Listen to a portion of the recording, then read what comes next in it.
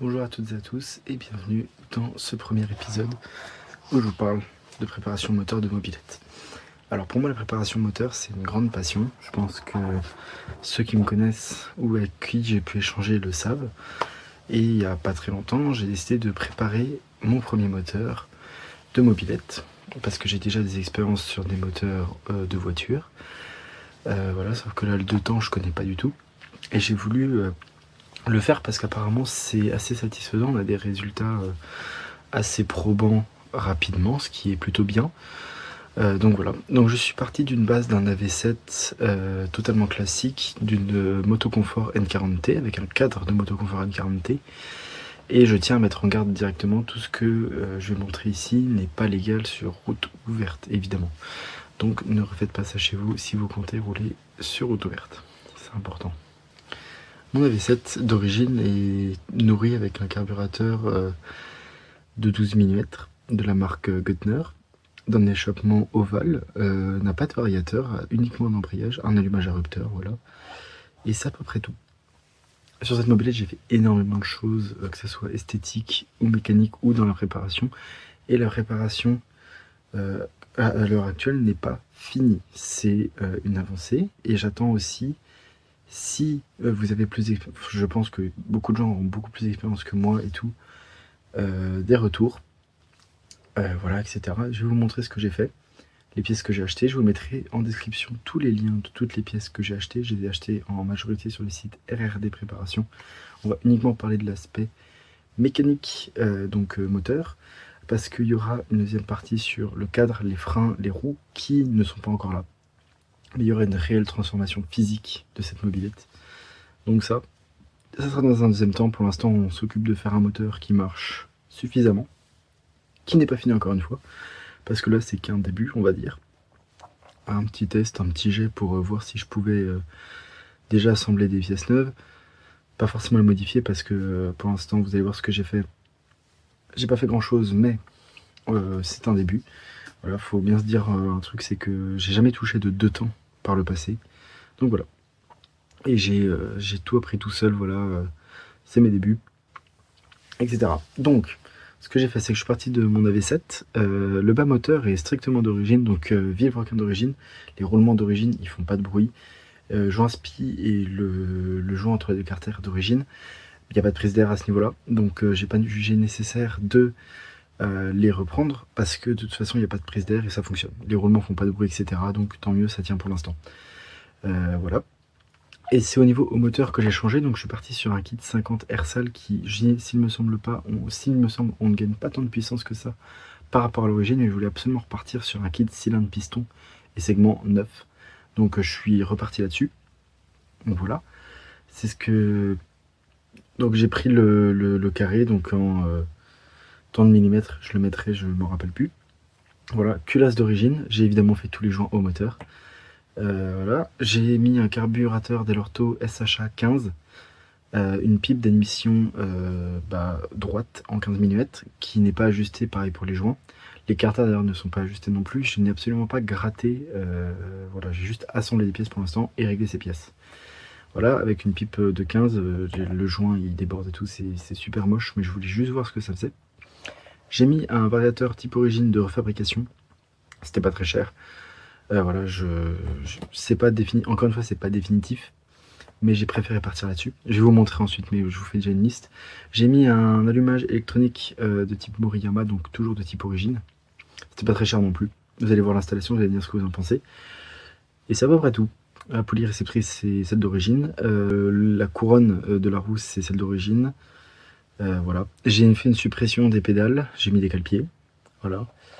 Et c'est à peu près tout. Peu d'échappement d'origine pour l'instant. J'attends un MVT S-Race SP1 qui devrait bientôt arriver.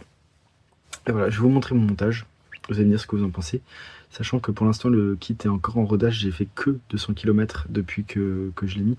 Et alors, à la fin de la vidéo, je vais aller faire un tour. Voilà, alors là, je tourne ça tard le soir, mais demain, j'irai faire un tour. Et je vous mettrai je vous mettrai la capture d'écran du trajet que je vais avoir fait avec la vitesse moyenne, la vitesse maximum. Et voilà, donc je vais vous montrer tout ça. Donc nous voici côté allumage, donc vous pouvez voir mon allumage type origine voilà, type Moriyama, voilà, installé par mes soins. Donc voilà, c'est un pas inversé si je me trompe pas, voilà, ici. C'est pas si je me trompe pas, c'est j'en suis sûr. Voilà, le moteur comprime bien.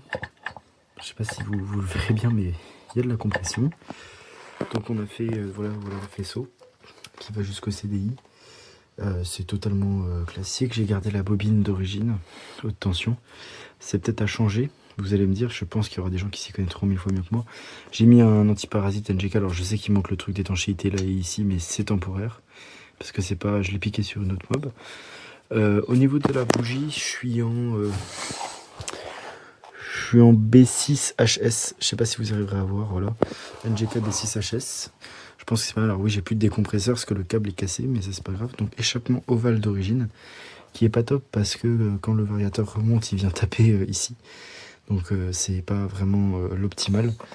Je recommande pas d'ailleurs. Le joint à neuf, il y a une jolie fuite. Voilà.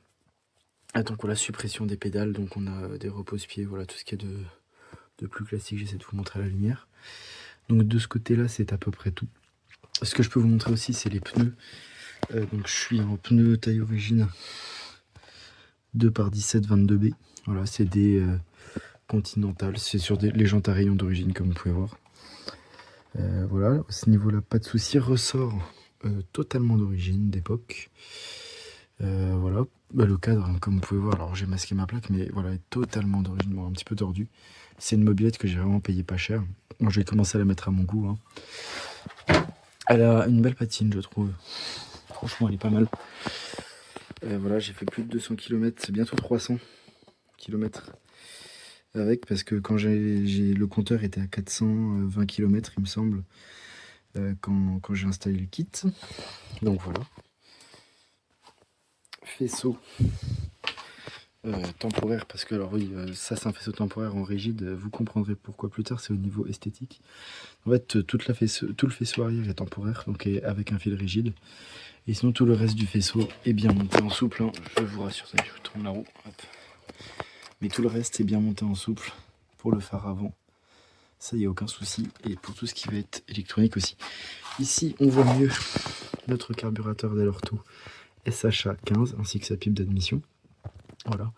Avec le joint qui est absolument pas ajusté. Et j'en ai même pas parlé, mais le cylindre piston Ersal. Voilà. Comme vous pouvez le voir juste ici. Et je sais pas s'il y a écrit la cylindrée quelque part, je crois pas, à moins que ça soit de l'autre côté. Et le variateur, type origine toujours, de refabrication. Alors il est dégueulasse, c'est normal parce que ma chaussure vient frotter. C'est pas très grave. La poulie réceptrice qui est assez petite, je trouve, aussi à côté de ma main. C'est une type N40T d'origine, voilà. Voilà, c'est tout.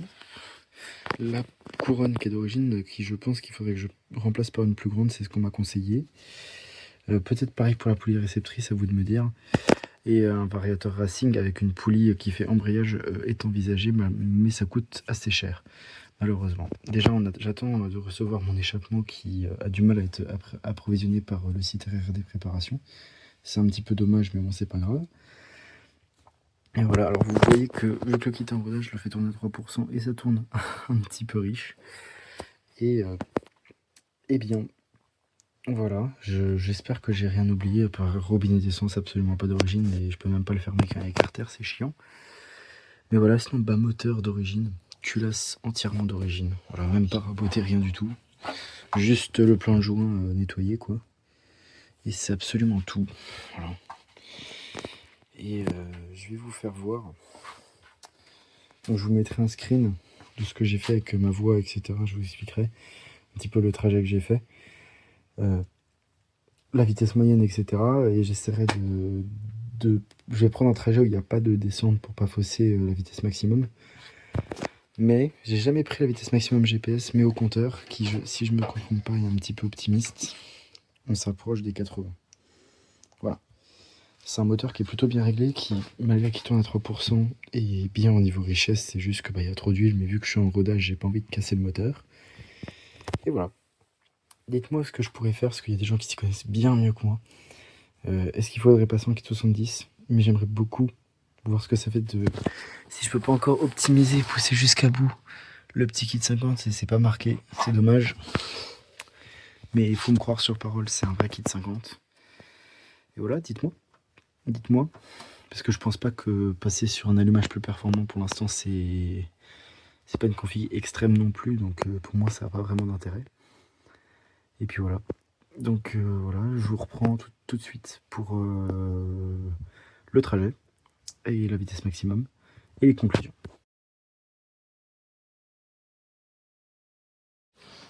Et ben voilà, on se reprend le lendemain.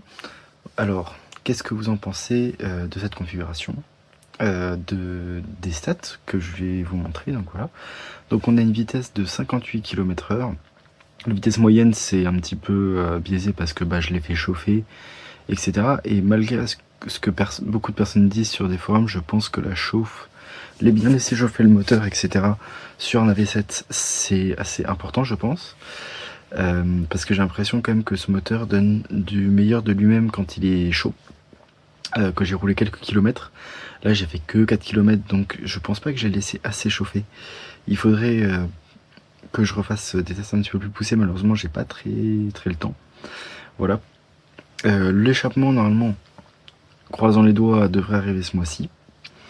Je vous ferai une vidéo, voilà. Je vous ferai une vidéo de l'installation et des tests. Et on va aussi, je pense, s'amuser à... Donc j'ai recommandé un kit joint.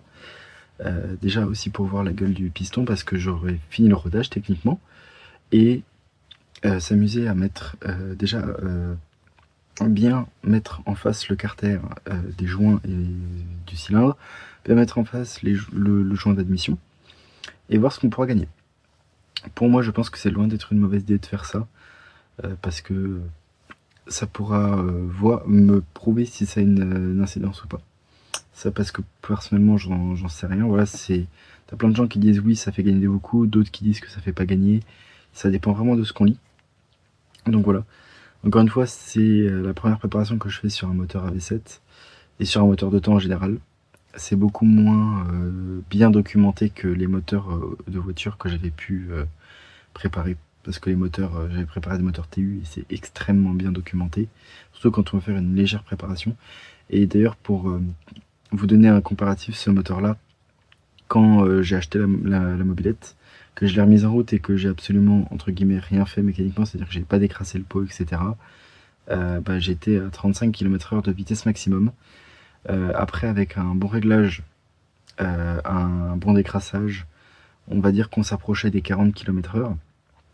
Et après le changement, etc. de tout, on a ce résultat-là. Donc je pense que mon moteur est plutôt bien réglé, avec le carbu de 15, je crois que c'est un gicleur de 68, non, pas du tout, de 65 si je me trompe pas. Vous me direz ce que vous en pensez. Et une fois que j'ai l'échappement, on verra ce que ça donne de mieux. Et d'ailleurs, je vais sûrement récupérer un second AV7 qui fonctionne parce que c'est moi qui l'avais remis en route. Ça pourra nous faire un très bon moteur test pour tout ça, même si l'objectif à la fin, ça serait quand même de passer en AV10 sur cette machine, malgré que les AV10 soient très rares. Pas forcément rares, pardon, mais assez chers. J'ai pas forcément le budget pour acheter un moteur d'occasion à quasiment 200 €. Et puis il faudrait que je regarde ce que ça donne les carters type origine, si en termes de préparation c'est une bonne idée de repartir là-dessus. J'attends aussi vos expériences.